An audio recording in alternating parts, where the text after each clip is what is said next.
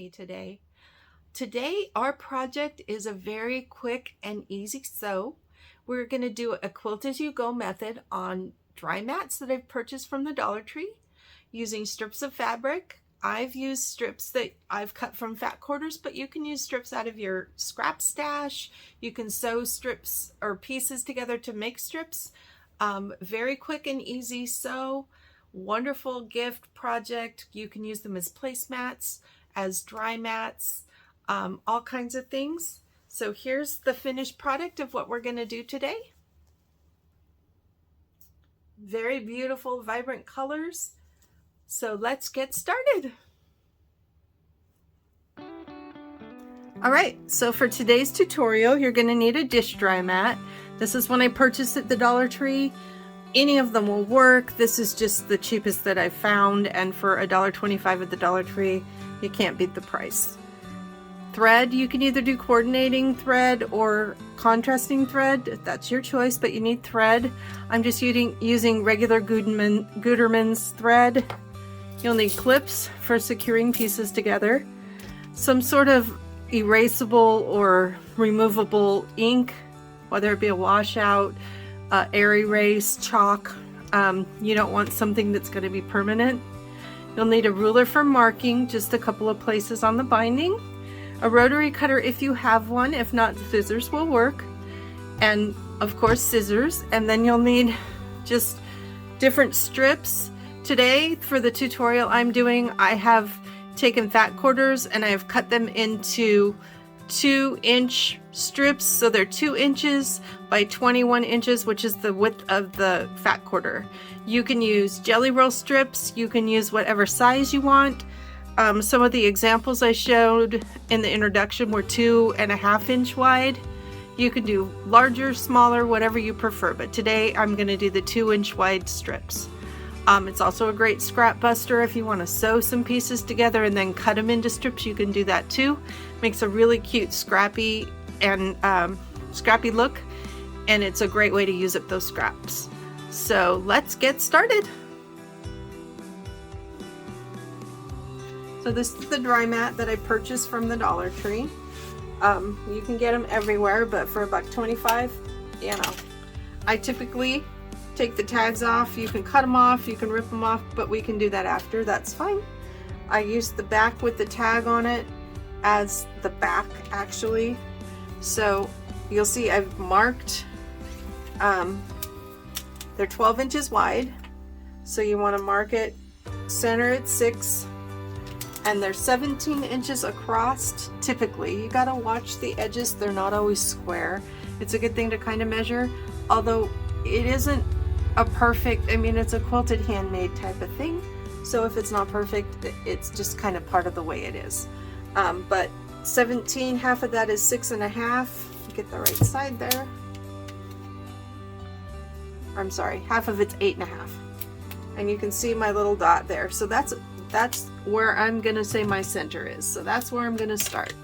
For this design, I've decided to do 2-inch strips. I have 13 different colors. I use fat quarters.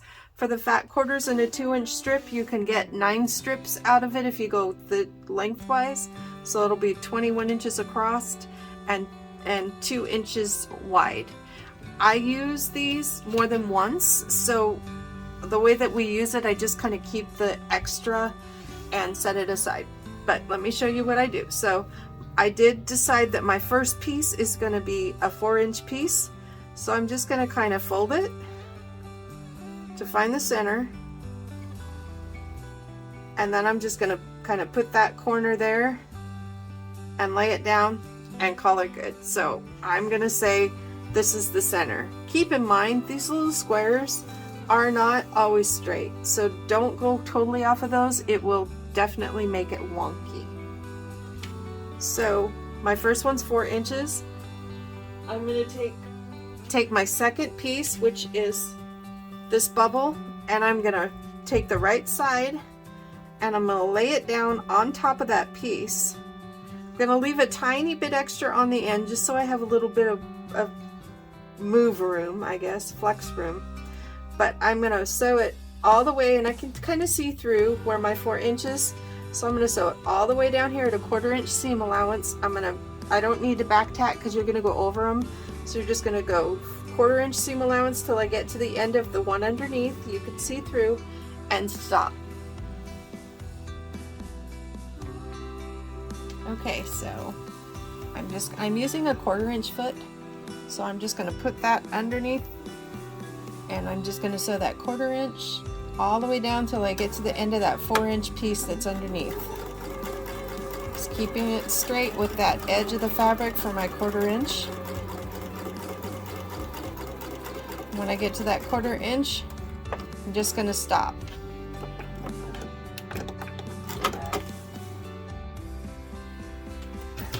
All right, whoops, threads.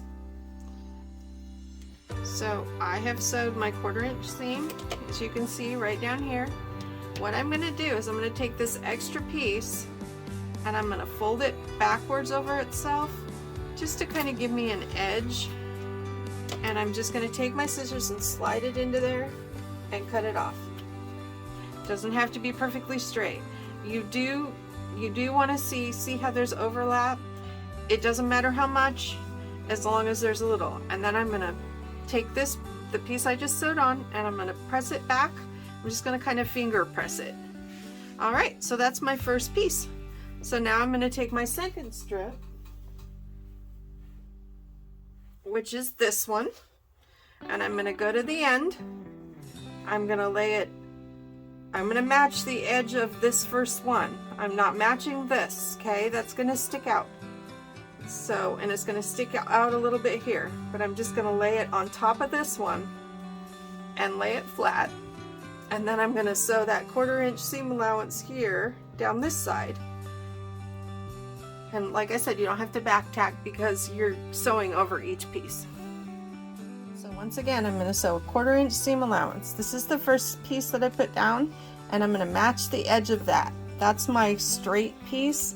The rest of it is just the extra so that I know I have enough, and when I get done sewing, it's going to cover up the next piece. Okay, so 1/4 inch seam. These little dry mats are super easy to sew through. I know I don't need to back tack, that's habit, sorry. Okay, so now I'm going to take it back and put the next piece on. Okay, so now we're back from the machine, and you can see, let me cut some threads here. You can see there's my 1/4 inch seam. It's lined up with that piece underneath, and I'm going to once again take this long loop and I'm going to fold it back over itself, making sure my edges are even, or pretty even, making sure there's a little bit extra here, and I'm just going to take my scissors and I'm just going to cut it off. Then I'm going to take this piece and finger press it over, and there we go. Now we just keep going around and around. So the next piece I have, I'm going to line up once again with the edge of this, with this long edge, and I'm going to lay it down, making sure it covers all the way past this piece. Lay it down straight and even with the first piece that I put down, and I'm going to go ahead and sew a 1/4 inch seam.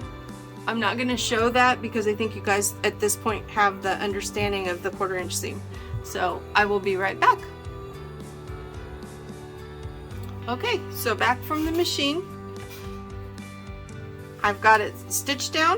I'm going to once again finger press this, or sorry, we're going to cut it first. Fold this back over itself, so we have a little bit of extra at the end, and then we're just going to take and cut that off and pull this back and finger press it down. And then I'm going to take my next strip and do the same thing. I'm going to take, now this is the edge that I'm going to follow right here. I'm always going to follow the long edge, not these little ends. So I'm going to lay this down, line it up with this, overlap it a little bit, and once again it's a 1/4 inch seam allowance down that side. Okay, and we're back. Once again, 1/4 inch. I'm going to fold my fabric back Make sure there's some overlap here. Make a crease. Slide those scissors in. Cut that off. And go to the next piece, or fold it back. And then you're going to go to the next piece. And let's see. This is my next color. So I'm going to, once again, I want to go a little bit past this. This is the edge I'm lining it up with. This main edge in the middle. So let's see, let's get the cut edge. And I'm going to line that up. Line it up right here along this. You can see how that's lined up right there. And once again, 1/4 inch seam allowance. And I'm just going to keep doing this around and around and around until I have all these pieces attached, following those same steps of 1/4 inch seam allowance. Fold it back on itself, cut it a little bit longer, fold it over, finger press it down, add the next piece.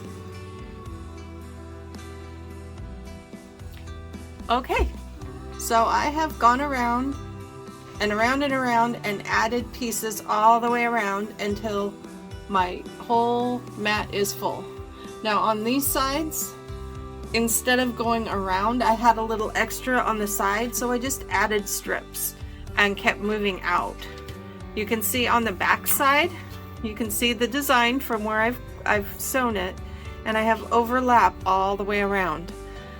After I've got all these pieces on, I went ahead and I took it to the machine, and around the edge of the mat underneath, you can kind of see, I just basted this down. So I just sewed all the way around the edge of the mat to baste all of my fabric down.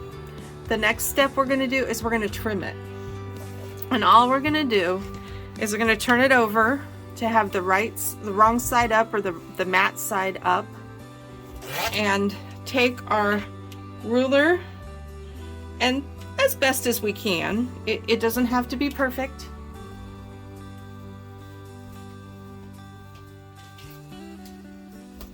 Sorry, I had to get my cutter. But you know, you don't want to cut the mat or too much of the mat. A little bit of it's fine if it's really wonky. But I'm just going to take my rotary cutter and I'm just going to cut the edges. So those are off. See, I did get the mat a little bit, but that is totally fine because we're gonna bind it with bias. Actually, it's not really bias, it's just binding. But you can see how clean that is and how straight that is. So I'm just going to do that all the way around. I'm just going to take the ruler. This one's a little short, so I'll have to kind of do it in 2 passes, but that's okay.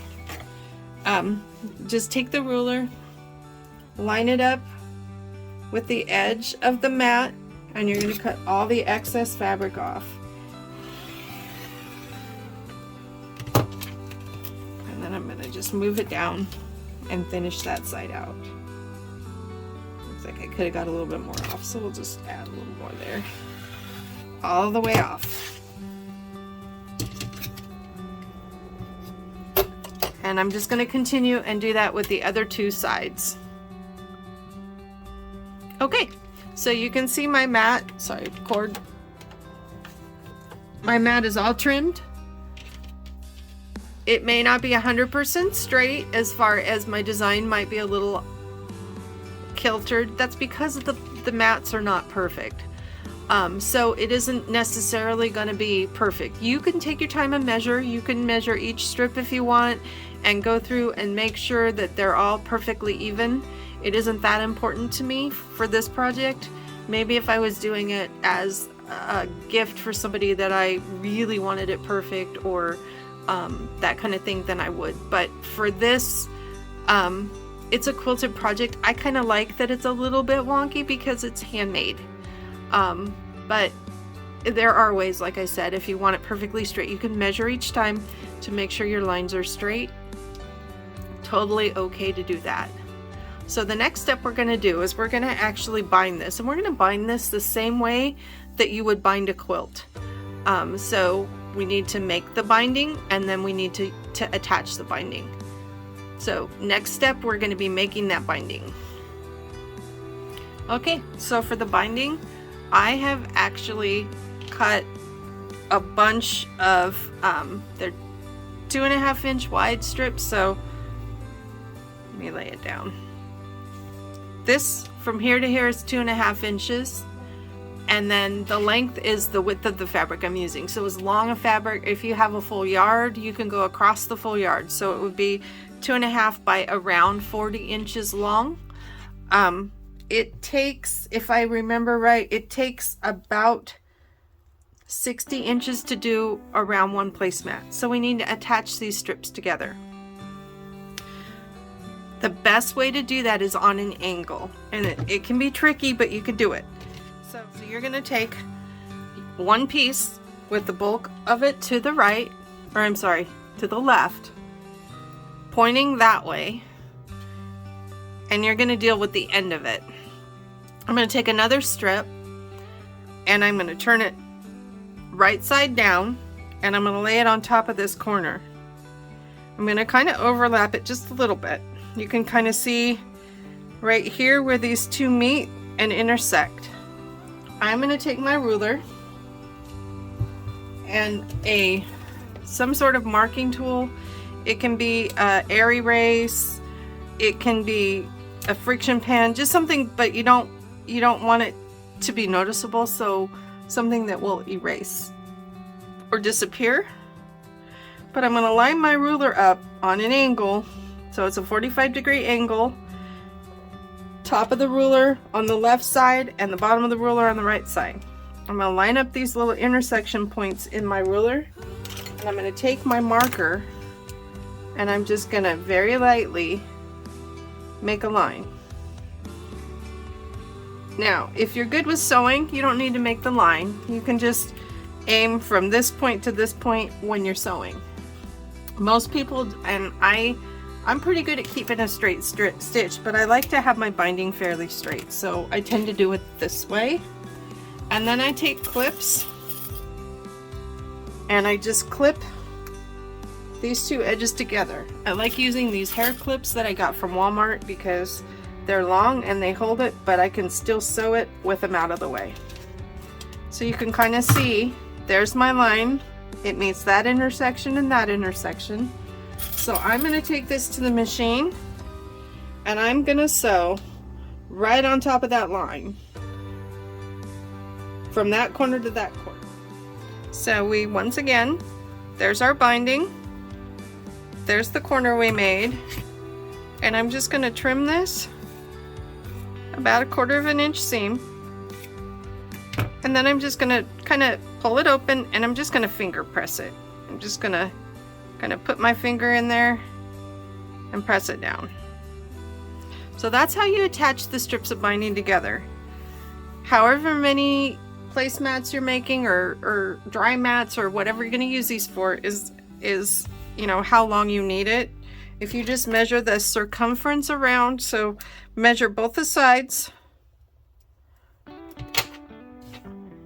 in order to know how much you need.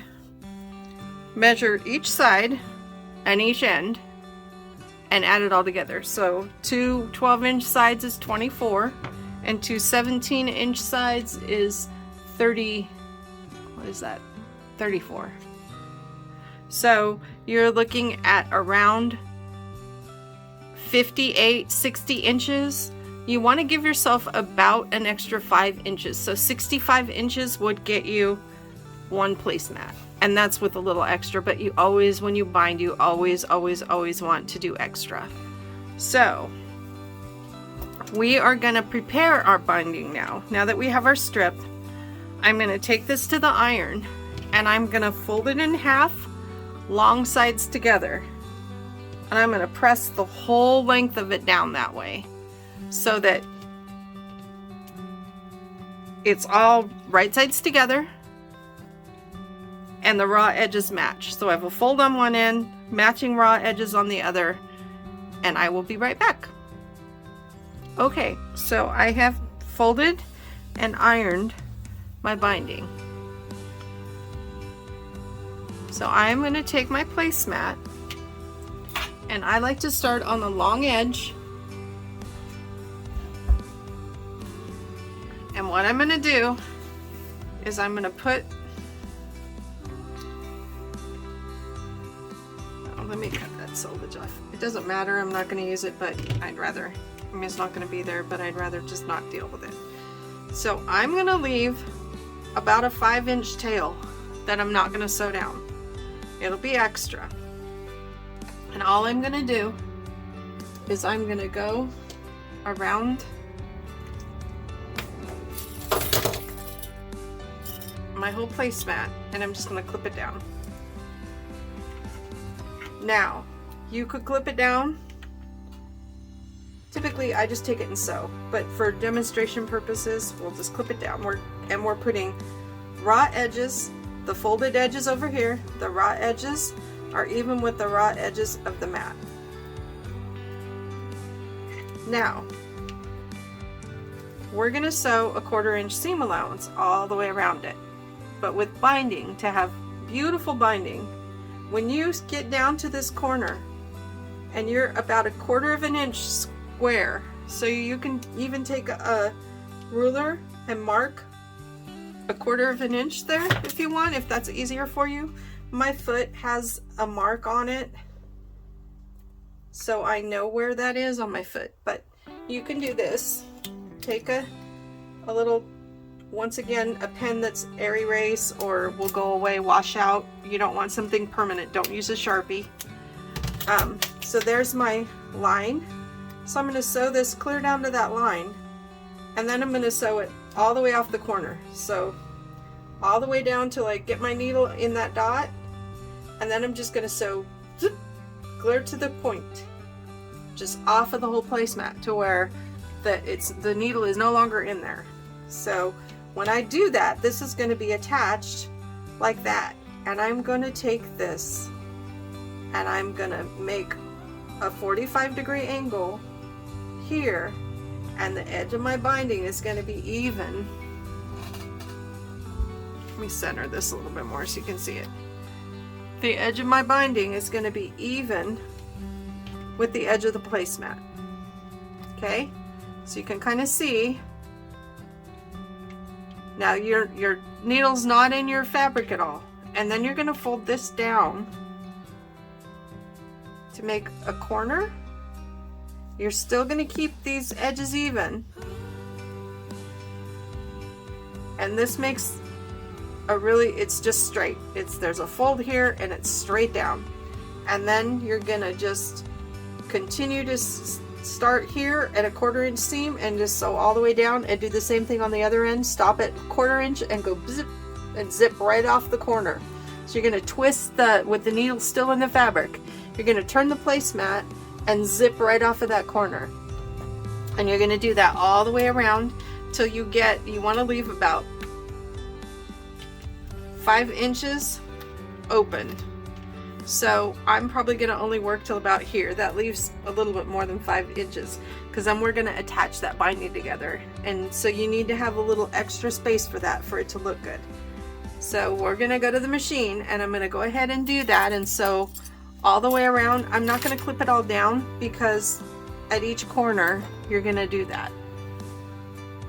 Okay, so at the machine I've got a big end here left that I'm not going to sew, and I'm going to start about here, and I'm just going to do my 1/4 inch seam allowance all the way down till I get to that corner dot, or until I get to a 1/4 inch away from both sides. And I am using a 2.5 millimeter stitch length, in case that's, probably use whatever is standard for standard sewing on your machine, but that's what I use on this. Alright, so I'm watching my foot, and right there is my corner. So my needle's in still. I'm just going to pivot my placemat. I can see my corner right here. I don't know if you can see it, but I can. I'm just going to sew straight off and lift up my needle. So you can kind of see, hopefully you can kind of see that it goes, and then it goes straight down. And then I'm going to do that fold. I don't necessarily have to cut my threads, because it's kind of like the chain sewing thing. So I'm going to take this and fold it back, at 90 degrees, making sure these edges are straight. And then I'm going to fold this back down, making the raw edges even on the edges all the way down, and making sure that this fold is even with the top of this. So this fold right here is even with the top of my placemat. It's not going farther, it's not down below, it's even. And I'm gonna just take this back to the machine.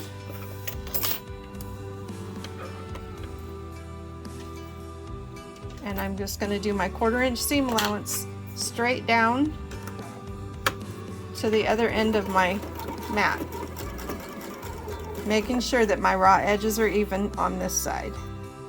Want nice straight lines. This actually is the way that quilters typically quilt, put the bindings on their quilts, and it's a beautiful finish when it's all done. So I'm getting closer to my end. I'm just making sure my sides are still straight. And I'll show you this one more time. We get to 1/4 inch from this edge. A couple more stitches. And then I'm gonna keep the needle in there, pivot this, and sew straight off of that corner.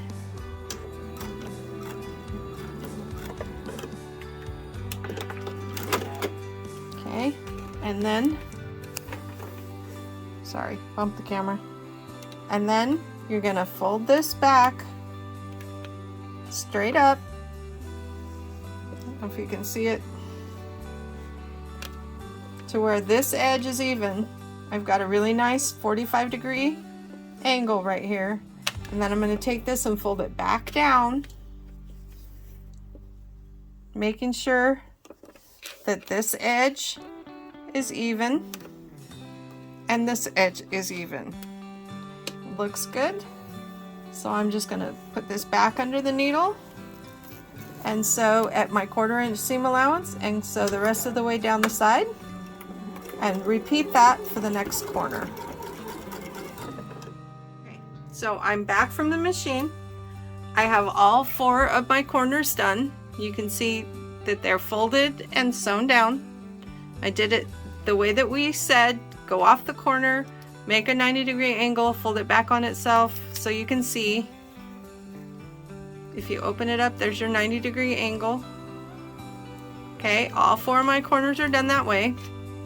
I've left this longer flap, which is, I don't know, about 5-6 inches long. And then I have the rest of my binding that I have not cut. And let me reiterate, I probably said that wrong at the beginning. I would do 70 inches for each of these mats, just so that you know for sure you have enough. You probably won't need that much, but I think for comfort, I would do 70 inches. So when you do binding, our binding, we started with a 2.5 inch wide strip. That's how wide this is right here. So with binding, that rule of thumb is however wide your binding is, you want to overlap your fabric that far. So what I mean by that is, I'm going to take this piece that isn't sewn down, and I'm going to go 2.5 inches. You can see right here's my 2.5 inch mark, and I'm going to cut that off at 2.5 inches. I know it's scary. And then I'm going to lay this on top. This one isn't the one I finished with, and I'm going to lay it on top, and I'm going to cut it off at 2.5 inch overlap. So I'm basically going to cut it off even with this seam. Okay, now this is the hardest part of the whole project, and it's not hard, it just can be tedious. What you need to do is we need to join these 2 ends together. So we're gonna move the one, take the one to the left and just set it aside. We're gonna take the one to the right, we're gonna open it, and we're gonna lay it right side up. Okay? Now we're gonna take the other one, we're gonna open it, and we're gonna lay it right side down on top. Now we're doing the same thing we did earlier. It's just awkward. So we're gonna line up the edges and see where our little overlap is. So I'm just gonna take my clips to kind of clip it out to get it started. Once you kind of get it clipped, it goes a little bit better.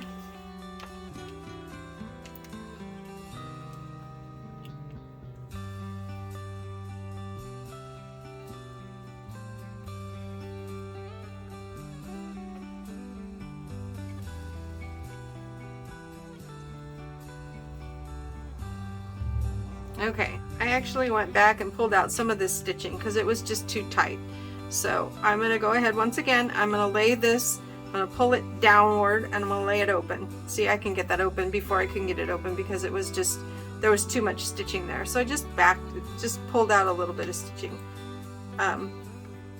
Just keep that in mind. If it seems like you're tight and there's just not enough room to work, you can always take out a little bit of the stitching. It's okay. So now I'm going to take my other piece and I'm going to flip it right side down and I'm going to line that up. Much easier. It's much easier to do this. So I'll have a little bit of overhang on each side. I'm just going to take my clip and I'm going to clip it at the bottom. Kind of hold it for me. And I'm going to do the same on top. Kind of lay it flat. It's working with it. Once you get this though, it'll be great. Okay? Okay, so once you get it, it'll be great. Just keep working with it, flattening it out. If you have to take some clips to kind of clip this together, clip it to itself over here so that you have more room to work, you can do that. Whatever it takes to kind of get this maneuvered around. It isn't hard, it's just a little tedious. So my bottom piece is flat, my top piece is flat on top of it. Some of it'll kind of flatten out at the sewing machine too, but I'm going to go ahead and do the same thing. I'm going to draw a line from here to here, keeping my edges overlap just a little bit so I can visually see where I need to go.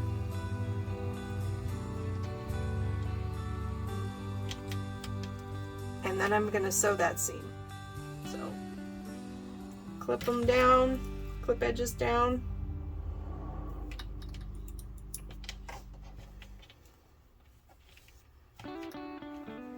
That looks good. You do have a little bit of flexibility with this. If it isn't quite perfect, it'll be okay. So I'm going to take my ruler at those places where they intersect. I'm going to lay it down.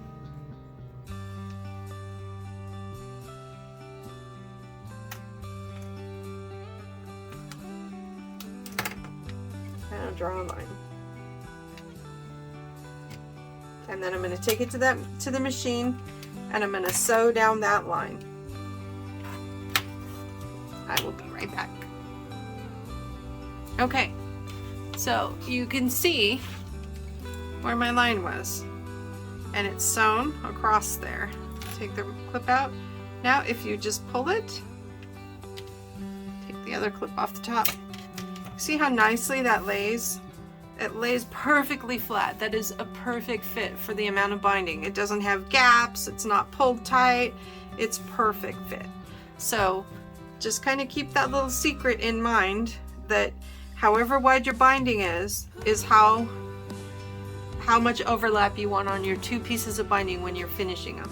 So as I did before, this little triangle here, I'm just going to trim it to 1/4 of an inch about. It doesn't have to be perfect. And then I'm going to just finger press it. So just take my finger and kind of flatten it out. By doing it on the angle like that, because you could just sew end together, but this reduces bulk and it just makes for a nicer finished look. Either way really isn't wrong, but this is the way I like it. So, okay. So now I'm just going to take it to the machine and I'm going to go ahead and stitch those down, starting at where I finished on one end and going all the way across to where I started at the other end, and I'm going to back tack, and I'm going to still use my 1/4 inch seam for that stitching. So all of the binding is sewn down, all the raw edges meet, we have a pretty fold on the inside, and we're going to finish this by just taking the binding and we're just going to fold it backwards. If you look on this side, it's just folded over, and we're just going to clip it. So we're going to clip all the way around. However many clips you want to use is fine. You can use a few, you can use a lot. It's your choice and what you're comfortable with. And see, I flipped that corner around, and look at that, a beautiful mitered corner. So we're going to keep clipping on the front, on the back, whatever's easiest. When we get to the back, when we get to this corner, we're just going to fold the next side over the top. And see how they meet? Well, they meet when you see how beautiful that is. And we're just put a clip in it to hold it in place and keep going. So we're just going to keep bringing that around the back.